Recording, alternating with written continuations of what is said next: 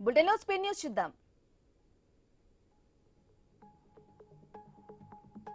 భారతదేశ న్యాయ వ్యవస్థను తన గుప్పిట్లో పెట్టుకోవాలని కేంద్రం ప్రయత్నిస్తుందని హైకోర్టు మాజీ ప్రధాన న్యాయమూర్తి జస్టిస్ చంద్రకుమార్ వ్యాఖ్యానించారు. సుప్రీంకోర్టు ప్రధాన న్యాయమూర్తి జస్టిస్ గవాయ్పై జరిగిన దాడిని ఖండిస్తూ కడప బీసీ భవన్లో సదస్సు నిర్వహించారు.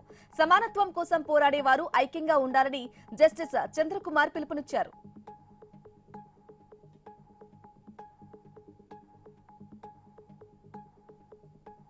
గజ్వేల్ పద్మశాలి సంఘం ఎన్నికల్లో బొల్లిబూతుల దేవదాస్ను అధ్యక్ష పదవి వరించింది. 156 ఓట్ల మెజార్టీతో గెలుపొందారాయన. విజేతలకు ఎన్నికల కమిటీ నియామక పత్రాలను అందించింది. పద్మశాలి సంఘం బలోపేతానికి కృషి చేస్తామని వారు హామీ ఇచ్చారు.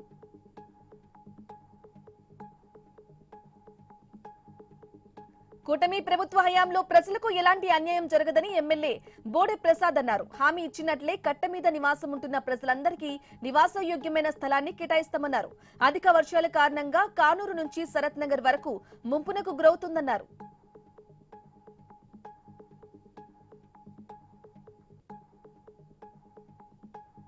హైదరాబాద్ ఉప్పల్ పిఎస్ పరిధి ఆనంద్ నగర్ లో దీపావళి రోజు తీవ్ర విషాదం చోటు చేసుకుంది.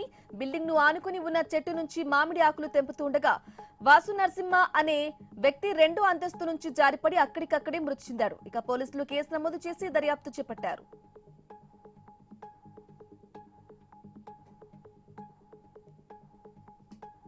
మెడికల్ కాలేజీల ప్రైవేటీకరణకు వ్యతిరేకంగా చేపట్టిన కోటి సంతకాల సేకరణలో టీడీపీ వారు కూడా మద్దతు ఇస్తున్నారని మాజీ మంత్రి ఉషశ్రీ చరణ్ అన్నారు. ఇది సీఎం చంద్రబాబుకు చెంపపెట్టు అని విమర్శించారు. వైసీపీ చేపట్టిన కోటి సంతకాల సేకరణలో భాగంగా శ్రీ సత్యసాయి జిల్లా సుమందిపల్లి మండలం పందిపర్తిలో ఉషశ్రీ చరణ్ పర్యటించారు.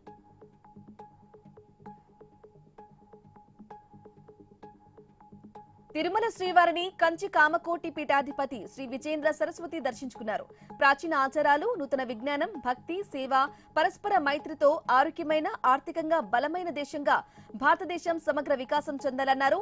నరక చతుర్థి దీపావళి పుణ్యకాలంలో భక్తులందరూ సుఖశాంతులతో ఉండాలని శ్రీవారిని ప్రార్థించినట్లు తెలిపారు.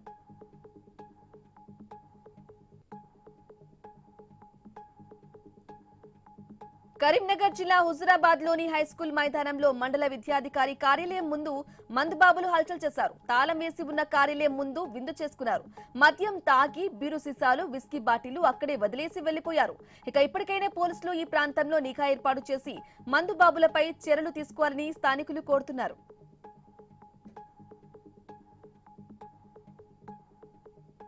విజయనగరం జిల్లా శృంగవరపుకోట నియోజకవర్గంలో సీఎం సహాయ నిధులకు సంబంధించిన చెక్కులను ఎమ్మెల్యే కోళ్ల లలిత కుమారి లబ్ధిదారులకు పంపిణీ చేశారు.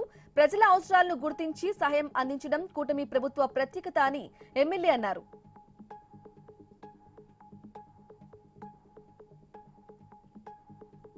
కూటమి పాలనలోని అభివృద్ధి, సంక్షేమం, పరిశ్రమలు, పెట్టుబడులు, కొత్త ఉద్యోగాలతో ఆంధ్రప్రదేశ్ విరజిమ్ముతోందని మంత్రి డోలా బాల వీరాంజనేయ స్వామి అన్నారు. రాష్ట్ర ప్రజలందరికీ ఆయన దీపావళి శుభాకాంక్షలు తెలిపారు. ప్రజలంతా దీపావళిని పర్యావరణ రహితంగా సంతోషంగా నిర్వహించుకోవాలన్నారు.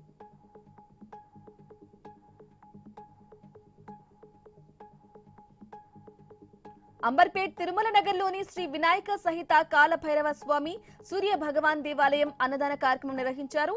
పెద్ద సంఖ్యలో భక్తులు అన్నదాన వితరణ కార్యక్రమంలో పాల్గొన్నారు. ఈ సందర్భంగా తిరుమల నగర్ మిత్ర health care and diagnostic doctor Raj Kumar ఆధ్వర్యంలో భక్తులకు ఉచిత వైద్య పరీక్షలు నిర్వహించారు.